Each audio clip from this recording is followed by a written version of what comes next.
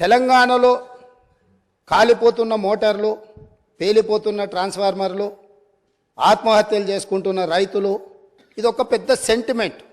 విద్యుత్తు అనేది ఈ ప్రజల యొక్క సెంటిమెంటును ఏ రకంగా గత ప్రభుత్వము ఆర్థిక ప్రయోజనాల కోసము వినియోగించుకున్నదో ఈ అంశాలు ఈరోజు బయటికి రావాల్సి ఉన్నది. అందులో భాగంగానే ఛత్తీస్గఢ్ ఒప్పందం. మన రాష్ట్రంలో విద్యుత్తు ఉత్పత్తి సరిపోవడం లేదు, అత్యవసరంగా మన అవసరాలు తీర్చాల్సిన అవసరం ఉన్నది. కాబట్టి ఏ టెండర్లు లేకుండానే డైరెక్ట్గా మేము ఆ ఛత్తీస్గఢ్ ప్రభుత్వానికి సంబంధించిన ప్రభుత్వ సంస్థతో తెలంగాణ రాష్ట్ర ప్రభుత్వం డిస్కామ్లు ఒప్పందం చేసుకుంటున్నాయని ఆ రోజు ఇదే సభలో ఈ ఒప్పందాలతో వేల కోట్ల రూపాయల భారం పడబోతుంది, ఈ భారాన్ని తెలంగాణ ప్రజలు భరించలేని పరిస్థితికి దారితీస్తుంది, ఈఆర్సీ ముందల మేము ఫిర్యాదులు చేయడమే కాకుండా మా వాదనలు వినిపించినాం. ఈ సభలో ఆనాటి ముఖ్యమంత్రి చంద్రశేఖరరావు గారికి మేము చెప్పే ప్రయత్నం చేస్తే మార్షల్స్ను పెట్టి మమ్మల్ని బయటికి గెంటేసి ఆ రోజు ఛత్తీస్గఢ్తోని తెలంగాణ రాష్ట్ర ప్రభుత్వం ఒప్పందం చేసుకుంది. దీనికి సంబంధించి విద్యుత్తు జేఏసీకి సంబంధించిన తెలంగాణ ఉద్యమంలో క్రియాశీలక పాత్ర పోషించిన ఒక జెన్కో ట్రాన్స్కో అధికారి నివేదిక ఇచ్చి ఈ ఒప్పందం వల్ల నష్టం జరుగుతుంది అన్నందుకు అతన్ని ఎక్కడనో మారుమూల ప్రాంతానికి బదిలీ చేసి కక్షా సాధింపుగా అతనికి ఉన్న హోదాను తగ్గించి ఒక చిన్న ఉద్యోగంలో నియమించారు అధ్యక్ష. వారు ఇక్కడ సభ్యుడు కాదు కాబట్టి వారి పేరు తీసుకుంటలేను. సంస్థలో పనిచేస్తున్న ఉద్యోగి అనుభవంతో తెలంగాణ ఉద్యమంలో విద్యుత్తు జేఏసీని క్రియాశీలకంగా ముందుకు నడిపించి ఉద్యమంలో ముందున్న వ్యక్తిని తెలంగాణ రాష్ట్రం వెంబడే శిక్షించి ఎక్కడో మారుమూల ప్రాంతానికి బదిలీ చేసి ఉన్న హోదా కంటే అతనికి డిమోషన్. తెలంగాణ ఉద్యమంలో పాల్గొన్న వాళ్ళు తెలంగాణ రాష్ట్ర సాధనలో క్రియాశీలక పాత్ర పోషించిన వాళ్ళను మనం సమర్థించే అవసరమైతే ప్రమోషన్ ఇవ్వాలి. ఒకవేళ ప్రమోషన్ ఇవ్వడానికి మీకు మనస్కరించకపోతే ఉన్న హోదాలనైనా ఉంచాలి. అలా కాకుండా శిక్షించి బదిలీ చేసిండ్రు. అతను కూడా ఆనాడు ఈఆర్సీ ముందు తన వాదన వినిపించిండు. ఆ వాదనను పెడచెవిన పెట్టి ఛత్తీస్గఢ్ ఒప్పందం చేసుకున్నారు. ఈ ఛత్తీస్గఢ్ 1000 మెగావాట్ల ఒప్పందం 3/11/2014 నాడు ఏదైతే ఒప్పందం మీద సంతకం చేసిండ్రో ఈ నివేదికలోనే ఉంది, నేను కొత్తదేం చెప్పడం లేదు, వారు చూసుకోవాలి. పేజీ నెంబర్ 11, 12లో ఉన్న వాటిని. అసలు ఈ విద్యుత్తు వినియోగించినా వినియోగించకపోయినా అదేవిధంగా విద్యుత్తును రవాణా చేయడానికి వినియోగించాల్సిన కారిడార్ను పర్మనెంట్ ఒప్పందం చేసుకోవడంతో విద్యుత్తు సరఫరా అయినా కాకపోయినా దాదాపుగా 1362.424 కోట్ల రూపాయలు ఈరోజు ప్రభుత్వం మీద భారం పడ్డది. ఆ విద్యుత్తు కొనుగోళ్లలో ఆనాడు కేంద్ర ప్రభుత్వము మనకు తక్కువ ధరకు విద్యుత్ ఇవ్వడానికి సిద్ధంగా ఉన్నా పెడచెవిన పెట్టి మీరు మీ ఆలోచనతో మీ అవగాహనతో మీకు ఎలాంటి ఉద్దేశాలు ఉన్నాయో నాకు తెలియదు, ఆ ఉద్దేశాలు ఈరోజు విచారణతో బయటికి రావాలి. కాబట్టి రేపు జరగబోయే జ్యుడిషియల్ ఎంక్వైరీలో ఛత్తీస్గఢ్తో తెలంగాణ రాష్ట్ర ప్రభుత్వం చేసుకున్న ఒప్పందాల మీద 100% విచారణకు ఆదేశిస్తున్నాము.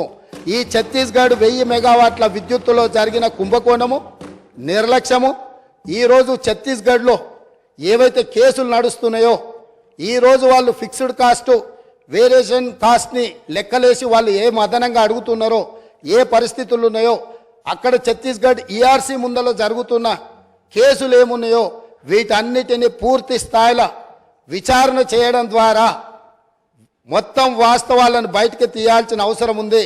ఛత్తీస్గఢ్ ఒప్పందం మీద ఈ ప్రభుత్వం విచారణకు ఆదేశిస్తుంది అధ్యక్ష. నేను తెలంగాణ రైతాంగాన్ని కోరుతా ఉన్నా, ఇంతమంది దగ్గర ఇన్ని అంచెలలో ఉన్నటువంటి పెత్తనాన్ని పీకేసి గవర్నమెంట్లో ఉన్న అధికారాన్ని తీసేసి నీ భూమి మీద ప్రభుత్వం నీకే అధికారం ఇచ్చింది, నీ సంత బొడనవేలుతోనే మారేటువంటి అవకాశం పెట్టింది. లేకపోతే ఎవరు కూడా దాన్ని మార్చలేరు అధ్యక్ష. ఏ ఒక్క వ్యక్తి మార్చలేడు. బీఆర్ఓ లేడు, ఉన్న గిరిదావర్ కానీ, ఎంఆర్ఓ కానీ, ఆర్డీఓ కానీ, కలెక్టర్ కానీ, చివరికి రెవెన్యూ సెక్రటరీ కానీ, రెవెన్యూ మినిస్టర్ కానీ, చీఫ్ మినిస్టర్ కూడా మార్చే అధికారం లేదు. కేవలం రైతు బొడనవేలే మారుస్తుంది. ఆ అధికారం ఇవాళ నీ చేతుల్లో ఉంది. తెలంగాణ రైతన్న నీ చేతిలో ఉంచుకుంటావా, ఈ దుర్మార్గ కాంగ్రెస్ ప్రచారానికి బలైతావా నిర్ణయం తీసుకో.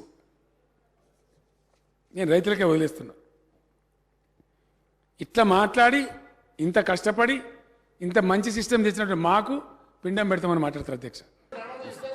55 సంవత్సరాల కాంగ్రెస్ పార్టీ చరిత్ర, కాంగ్రెస్ పార్టీ నిర్వాకం, విద్యుత్ విషయం అడుగుతారు ఇనరా మళ్ళా అదే చెప్తున్నా. ఇవా అధ్యక్ష నేను చెప్తాను, వైట్ పేపర్లో ఇలా చాలా గొప్పగా ఈ ప్రభుత్వమే స్పష్టంగా చెప్పింది అధ్యక్ష. ఏం చెప్పింది అధ్యక్ష? మాకు ప్రజలు 11 సార్లు అవకాశం ఇస్తే, 50 ఏళ్ళ అవకాశం ఇస్తే మేము ఇయ్యగలిగింది 2014 నాటికి 6 గంటల కరెంటు మాత్రమే.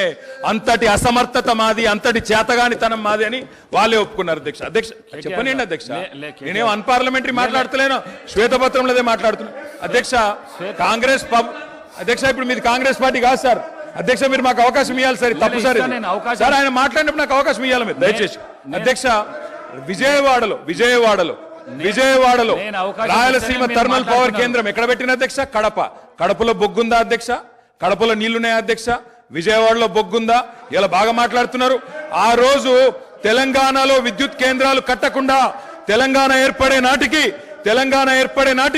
2700 లోటు మెగావాట్లతో 2700 మెగావాట్ల లోటుతో ఆనాడు మాకు నష్టాల్లో అప్పజెప్పిపోయింది. వీళ్ళు కాదా అధ్యక్ష? 6 గంటల కరెంట్ ఇచ్చింది వీళ్ళు కాదా? నేదునూరు గురించి మాట్లాడుతున్నారు అధ్యక్ష. నేదునూరు గురించి చెప్తా అధ్యక్ష. నేదునూరులో భూసేకరణ చేసి ఆయన చెప్పిందే చెప్తున్నా సార్. నేదునూరులో గ్యాస్ ఆధారిత విద్యుత్ కేంద్రం పెడతామన్నారు. శంకర్పల్లిలో జయపాల్ రెడ్డి గారు, మేము ఒక నేదునూరులోనే ధర్నా చేయలేదు సార్. మీ జిల్లా శంకర్పల్లిలో కూడా మేమే ధర్నా చేసినాం, నేదునూరులో కూడా మేమే ధర్నా చేసినాం. 2 దగ్గరలో రైతుల భూములు తీసుకున్నారు. గ్యాస్ సార్ ఇప్పుడు ఇలా బాధ ఎక్కడ అనిపిస్తుంది సార్ అంటే, సరే మంత్రులకు ఆవేశం రావచ్చు, పాపం వారికి ఏదో గతంలో ఏదో అవమానం జరిగిందని బాధపడుతుండొచ్చు. కానీ మరి స్వయంగా ఈ ముఖ్యమంత్రి గారే మా నాయకుడు కేసీఆర్ గారి పిండం పెడతా అని చెప్పి మాట్లాడిన నాయకుడు సార్. దాని గురించి నేను పోను, కానీ దాని లోపలికి నేను పోను. కానీ అధ్యక్ష వారికి తెలవాలా, మంత్రి వారికి తెలవాలా. ముఖ్యంగా శ్వేతపత్రం ప్రచురించింది ప్రభుత్వం, అన్ని సమగ్రమైన సమాచారంతో అవగాహనతో రావాలి. నేదునూరులో ఎక్కడ మానకొండూరు నియోజకవర్గం నేదునూరులో, అదేవిధంగా శంకర్పల్లి ఇవాళ చేవెళ్ళ నియోజకవర్గం శంకర్పల్లిలో ఆనాడు యూపీఏ ప్రభుత్వం ఉన్నప్పుడు గ్యాస్ ఆధారిత విద్యుత్ కేంద్రాలు నెలకొల్పుతామని చెప్పి భూసేకరణ చేసిండ్రు, రైతుల దగ్గర తీసుకున్నారు. మేము టీఆర్ఎస్ పార్టీగా ఆనాడు ఒక దగ్గర ధర్నా చేయలే, ఒక వ్యక్తికి వ్యతిరేకంగా ధర్నా చేయలే. కేంద్ర ప్రభుత్వమే తీసుకున్న నిర్ణయాన్ని గ్యాస్ ఆధారిత విద్యుత్ కేంద్రాలు ఎందుకు పెడతలేరు? బొగ్గు లేని విజయవాడలో ఎందుకు పెడతారు? బొగ్గు నీళ్లు లేని రాయలసీమలు ఎందుకు పెడతారు? మా కాడ ఎందుకు పెట్టరు అని ఆనాడు తెలంగాణ ప్రయోజనాల కోసం తప్పకుండా తెలంగాణ బిడ్డలుగా తెలంగాణ రాష్ట్రాన్ని సాధించిన పార్టీగా గట్టి కొట్లాడినాం. అధ్యక్ష నేను ఒకటే అడుగుతా ఉన్నా, గౌరవ మంత్రి గారికి అవగాహన ఉండాలా.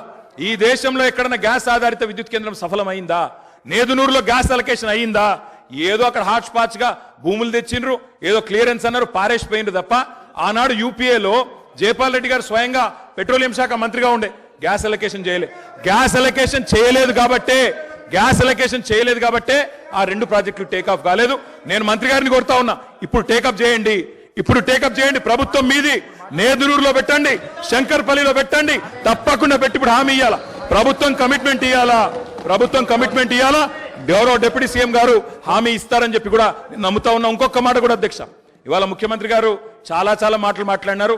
ఒక మాట మాత్రం నేను చెప్తా అధ్యక్ష, ఇవాళ నోటికొచ్చినట్టు అక్బరుద్దీన్ ఓవైసీ గారు మాట్లాడుతుంటే వారిని అవమానిస్తారు, ఇక్కడ మేం మాట్లాడితే మమ్మల్ని అవమానిస్తారు. సార్ కోనమనేని సాంబశివ గారు సార్ ఒక నిమిషం సార్. మా భారతీయ జనతా పార్టీ పేరు